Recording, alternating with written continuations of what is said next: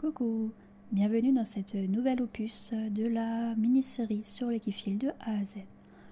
Dans cette nouvelle vidéo, on va parler plus spécifiquement du matériel à choisir, en particulier celui du mousqueton. En équitation dite éthologique, on a pour habitude d'utiliser un certain type de mousqueton, mais je vais vous montrer qu'en équifile en particulier, certains sont plus adaptés que d'autres et je vais vous expliquer pourquoi.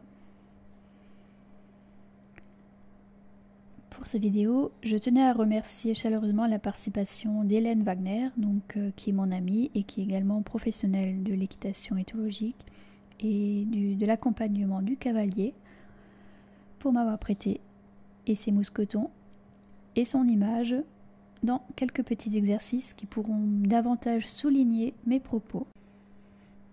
Pour en revenir à mes mousquetons, je vous présente mes préférés.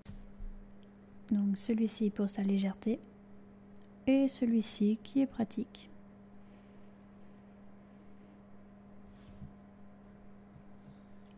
Il faut cependant se méfier de ces fermetures qui, de mauvaise qualité, peuvent facilement s'ouvrir ou au contraire créer un petit espace.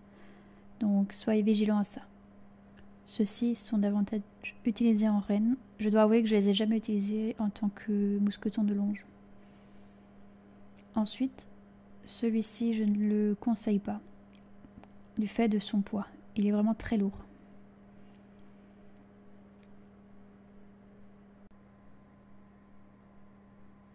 Celui-ci est souvent utilisé en équitation éthologique, mais vous voyez cet espace? Il risque de vous porter préjudice si l'élastique devait passer par là. Ensuite, pour finir, il y a celui-ci qui est également très connu. Personnellement, je ne l'aime pas du tout parce que le système finit souvent par s'enrayer dans le sable. Alors, je vous parlais des élastiques. En voici un exemple de ceux qui peuvent être utilisés en concours. Comme vous pouvez le voir, ils sont tout simples. Vous pouvez les trouver n'importe où. Ils sont fins. Très fins même. Donc je vous montre comment on met en place l'élastique. Donc c'est une attache simple et non pas double. Et paf, vous voyez, ça s'enlève très facilement. Donc à ce sujet, j'ai déjà eu à juger une participante qui a perdu son élastique de cette manière. Il ne s'est pas cassé, mais le cheval s'est détaché. Alors j'aurais pu décider de dire ok, l'élastique ne s'est pas cassé, mais cela aurait signifié que elle aurait pu recommencer l'exercice et donc avoir une seconde chance, ce qui n'est pas juste vis-à-vis des autres. Donc malheureusement, si l'élastique se détache, c'est une faute du cavalier. Pourquoi? Parce que c'est au cavalier d'avoir un matériel adapté. Donc ça peut paraître dur, mais malheureusement, on ne peut pas commencer à faire au cas par cas, parce que sinon, au cas par cas, certains ne seront pas contents, d'autres le seront, certains seront avantagés, d'autres ne le seront pas, et ça, ce n'est pas possible. À aucun moment. Donc là, ce mousqueton, on peut voir, il n'y a aucun moyen qu'il se détache. Vraiment, aucun. D'ailleurs, aucun autre ne peut se détacher en dehors de celui que j'ai montré juste avant, ou éventuellement le mousqueton laisse, pour peu qu'il soit de très bonne qualité, évidemment. Donc voici une autre démonstration que je vais vous mettre en œuvre. Donc j'ai exprès pris des élastiques qui sont exactement identiques. Donc je les place et ce que je vais vous montrer, c'est la différence de poids et de tension rien que du mousqueton par rapport à l'élastique.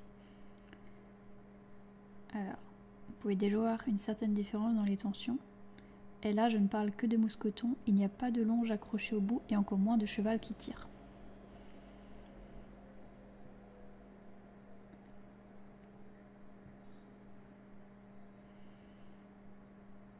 Voilà.